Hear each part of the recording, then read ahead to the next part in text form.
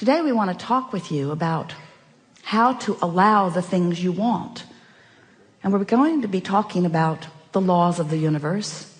You are aware of them. You've been listening to us for a little while. You know about the powerful law of attraction. Do you? Do you? Do you? Do you? Do you? And do you know that law of attraction is managing the vibrational frequencies of the universe?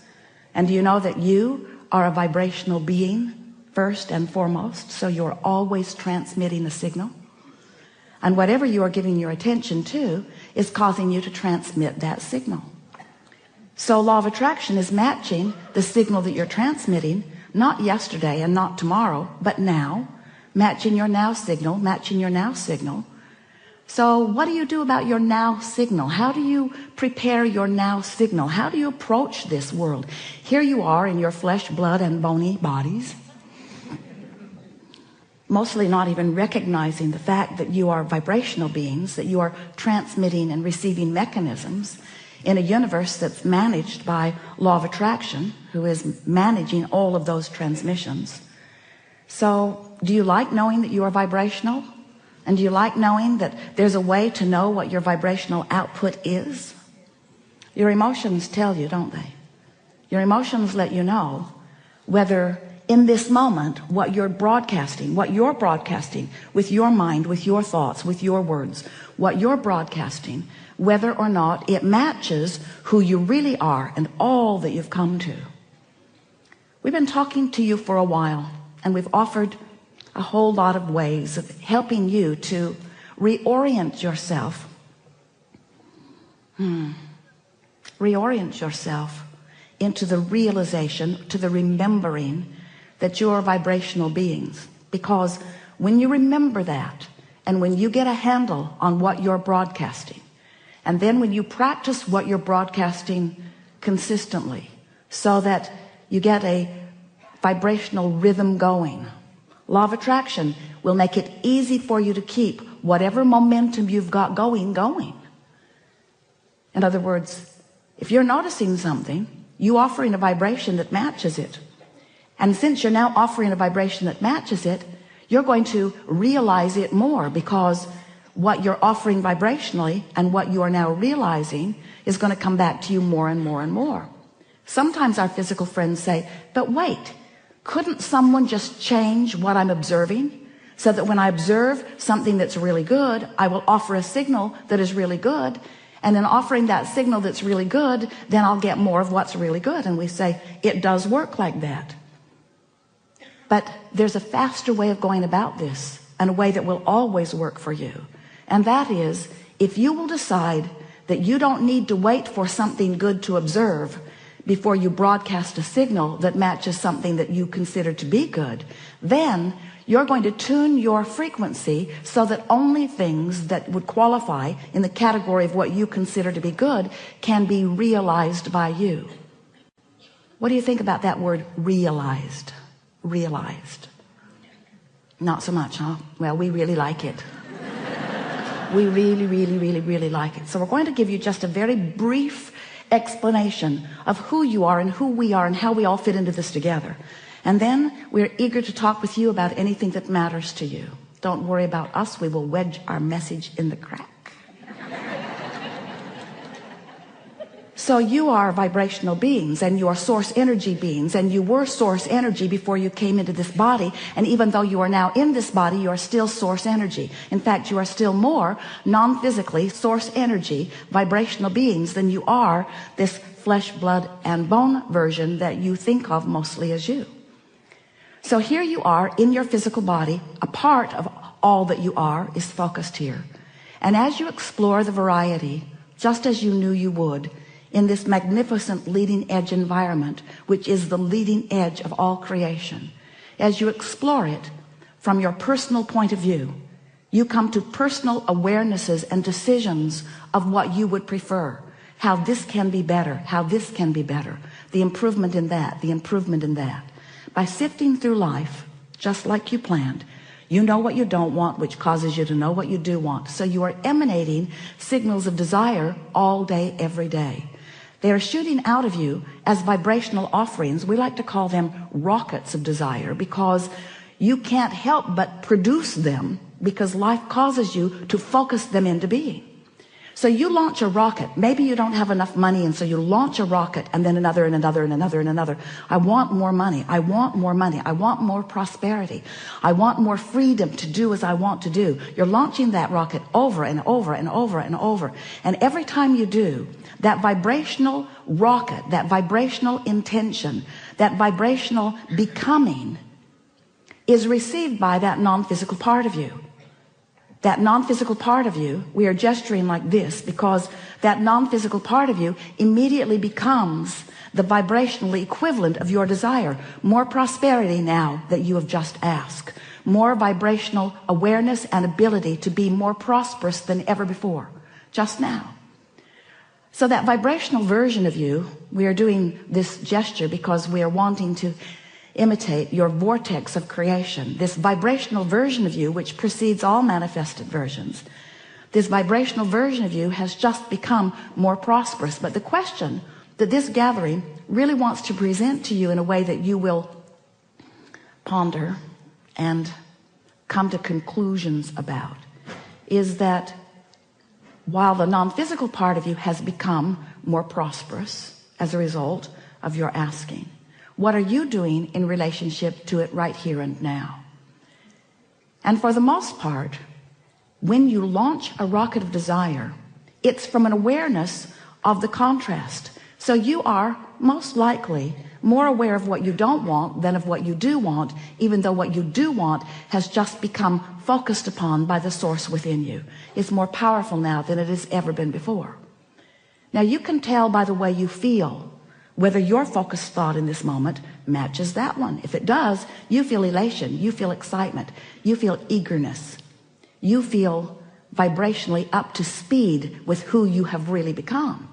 But if you're pensive, if you are fearful, if you are worried, if you are ornery, if you are unhappy, if you are feeling negative emotions, those negative emotions, in fact all emotions, are your indicator of how matched you are to who you really are or how mismatched. Whether you are allowing your connection, allowing yourself to be the realizer of what you're asking for, or whether you're on some frequency that is preventing your full view of it. Because it's not that someone else is ever withholding anything from you, but you may very well be vibrationally mismatched so that you are not seeing, hearing, smelling, tasting, touching. You're missing the clues because you're vibrationally out of whack with what you set into motion, with what you ask for, you see. So we've been calling this gathering for a while the art of allowing, and it really is an art that you will nurture. It's the art of getting up to speed with who I just became. Life just caused me to become more, but if life has just caused me to become more and I'm beating the drum of my justification of why I need that or want that, I want that because I want it because I don't have it. We're beating the drum. I want that because I don't have it. I want that because I think I should have it. That person has it, and that person has it, and that person has it, and that person has it. Why don't I have it? And in that question of what's missing, you are fostering, encouraging, continuing to practice a vibrational frequency that prevents you from realizing what you're asking for. So in order to make this really clear for you, in order to make this so that you can really understand how it works, because we know in your ability to translate vibration, you are so good at it. You are seeing and you are hearing and you are smelling and you are tasting and you are touching. You are so good at translating vibration, you don't even know that you are doing it. You're so good at translating the vibration of this universe into something that you can realize that you don't recognize that you are doing that. So we are presenting to you some explanations of how these laws work in order to help you understand where, if we were standing in your physical shoes, we would put our emphasis on this eternal path of never-ending expansion.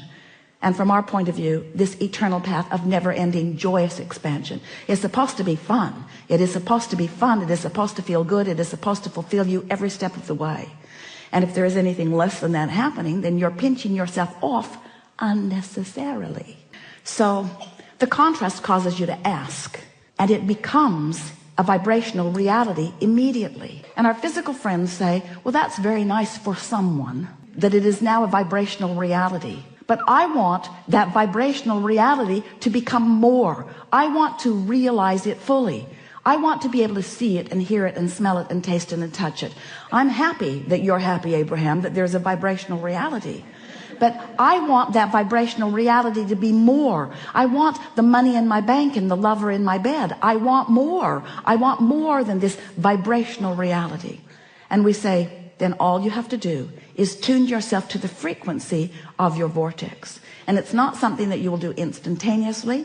In almost every case, it is something that you do gradually. But in every case, it is absolutely something that you can do. So if you've been listening to us for a while, you've heard us go on and on about law of attraction to the point that you're sort of tired of hearing about it. But it doesn't slow us down because it matters so much.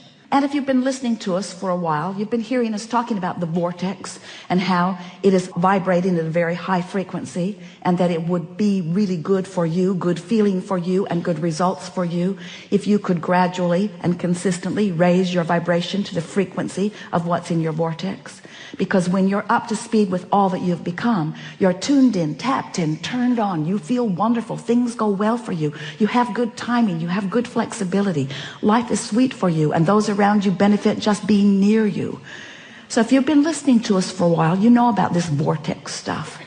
But today we want to talk to you about what happens once you have launched a rocket, once we've gotten hold of it, once source energy, the likes of us, has focused upon it and brought it into a vibrational reality that is ready to manifest, ready to be realized, ready for you to actualize it into your experience, ready for you to make it the reality that you want to claim out here on this leading edge, this furthest, most expanded part of the universe where everything that is wonderful must manifest if you will only allow it in your experience. So what's the next step? Well, the next step is recognizing that while you sifted through the contrast, and while you launched the rocket, and while the rocket went where it's supposed to be, and while source took hold of it, and while all of the cooperative components have been assembled, and while it's ready to pop into your experience, you,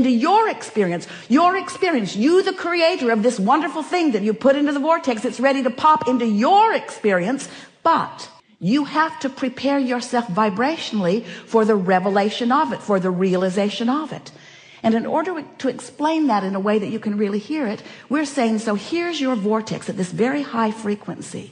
Imagine a cork bobbing on the surface of the water, up there where the pure vibration is. You can hold that cork under the water. You can. But when you let go of it, it's going to bob right back up there. So when you stop doing those things you do that hold your cork under the water, you'll bob right back up, and you'll be a vibrational match to that which you want. Happens every night when you sleep for a moment. It bobs up, that you grab hold of it and drag it right back down usually, as you remember yesterday.